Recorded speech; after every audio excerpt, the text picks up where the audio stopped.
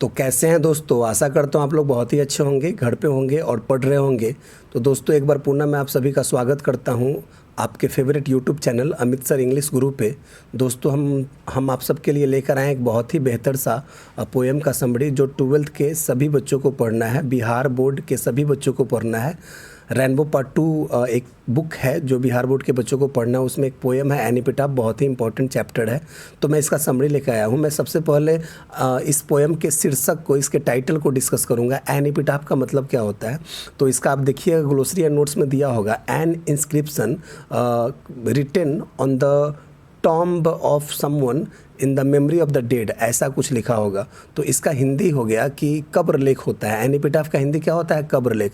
मतलब वैसा कब्र जिसके ऊपर कुछ चंद पंक्तियाँ या चंद लाइन लिखी हो, और उसी को हम क्या बोलते हैं? एनीपिटाफ बोलते हैं। मतलब मरे हुए व्यक्ति की याद में हम जो कुछ कब्र पे लिख देते हैं वह क्या होता है? कब्र लेख होता है, एनीपिटाफ होता है। तो चलिए हम लोग समरी में चलते हैं, एक एक शब्दों को हम लोग जिक्र करते हुए, उल्लेख करते हुए चलेंगे।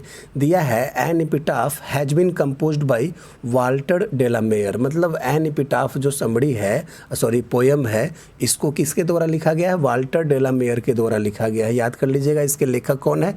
Walter de la Mare. इसके कवि कौन है? वाल्टर डेलामेयर।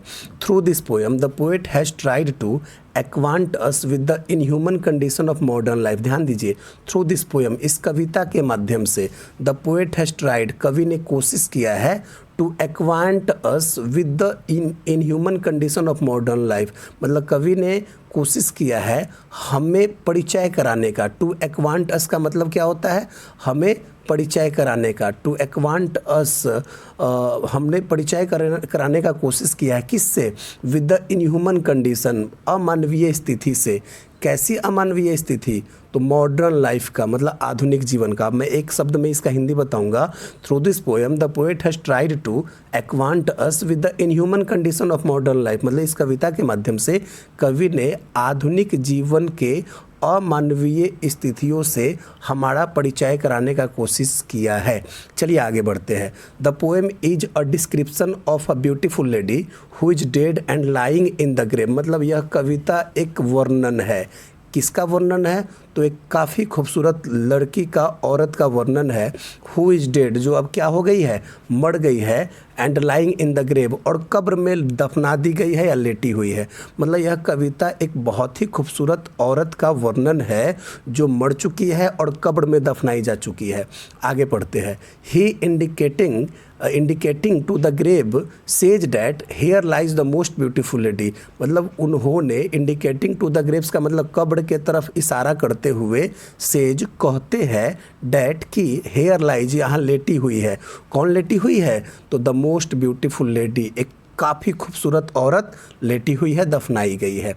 आगे चलते हैं दोस्तों, फिर आगे चलते हैं और चलिए यहाँ से, यहाँ बहुत ही बेहतर होगा, यहाँ से हम लोग देख सकते हैं। आगे है ही सेज मतलब वे कहते हैं, वाल्टर डेलामेयर कहते हैं, डैट की she has the habit of moving here and there and no commitment. मतलब उसकी आदत थी। सी हैज़ अ हैबिट मतलब उसके पास एक आदत थी। कैसी आदत थी? तो of moving here and there, इधर और उधर घूमने की आदत थी। एंड नो कमिटमेंट, और उसका जो है कोई भी कमिटमेंट नहीं था। कमिटमेंट का मतलब उसका कोई भी समर्पण नहीं था किसी के भी प्रति। मतलब वह खूबसूरत थी, लेकिन खूबसूरत थी तो क्या हुआ? अब तो दफना दी गई है, अब तो कब्र में पड़ी हुई है। और सर जब वह जीवित थी, जब वह जिंदा थी, तो उसकी जो आदत थी वह क्या थी? इधर उधर घूमने की थी। मूविंग हेयर एंड देयर मतलब इधर उधर घूमने की थी। एंड नो कमिटमेंट, और उनका कोई समर्पण नहीं था। मतलब उसको किसी से कोई लगाव नहीं था, किसी से कोई प्यार नहीं था। वह दूसरे की भावनाओं की कद्र नहीं करती थी। खुद कवि अपने बारे में बता रहा है कि मुझे, मेरी भावनाओं की भी कद्र वह नहीं करती थी। आगे चलिए हम लोग चलते हैं। अकॉर्डिंग टू हिम, उनके अनुसार, मतलब कवि के अनुसार, she was the most beautiful lady of the western countries. मतलब वह पश्चिमी देशों में सबसे खूबसूरत औरत थी। मतलब उस औरत के जैसी कोई खूबसूरत औरत पश्चिम देशों में और कोई नहीं थी। आगे चलते हैं। He says that the degree of beauty does not matter because it Passage away. अब कवि ने यहाँ पे बहुत बड़ी बात कह दी। क्या कह दी कि ही सेज डैट, वे कहते हैं कि the degree of beauty does not matter, मतलब खूबसूरती की कोई सीमा महत्व नहीं रखती है, खूबसूरती कोई महत्व नहीं रखती है। क्यों नहीं रखती है? बिकॉज, क्योंकि इट पासेज अवे, यह चले जाता है, खूबसूरती गुजर जाता है। कब गुजर जाता है? तब with the passage of time, मतलब समय के साथ साथ खूबसूरती का भी नाश हो जाता है, खूबसूरती भी नष्ट हो जाती है, ख़त्म हो जाती है। अब देखिए यहाँ पे आगे क्या कहते हैं, he says that no one will remember the beauty of that most beautiful lady of the west after his death. अब कभी यहाँ पे कहते हैं ही सेज डैट, मतलब वे कहते हैं डैट कि नो वन विल रिमेंबर, कोई याद नहीं करेगा। किसको? तो the beauty of that most beautiful lady, मतलब उस पश्चिम देश की सबसे खूबसूरत औरत की सुंदरता को कोई याद नहीं करेगा आफ्टर हिज डेथ, उसके मौत के बाद। किसके मौत के बाद? कवि के मौत के बाद। मतलब कवि कहता है कि मैं तो उससे प्यार करता था और जिस वजह से मैं अभी भी उसको याद कर रहा हूँ, कब्र के पास हूँ, लेकिन मेरे मर जाने के बाद उस खूबसूरत औरत की सुंदरता को कोई याद नहीं करेगा। क्यों नहीं याद करेगा? चूँकि भाई खूबसूरती लोगों को याद करने लायक नहीं बनाता है, बनाता क्या है? काम, हमारे महत्वपूर्ण कृतियाँ, हमारी महत्वपूर्ण जो है काम लोगों को याद करने लायक बनाता है।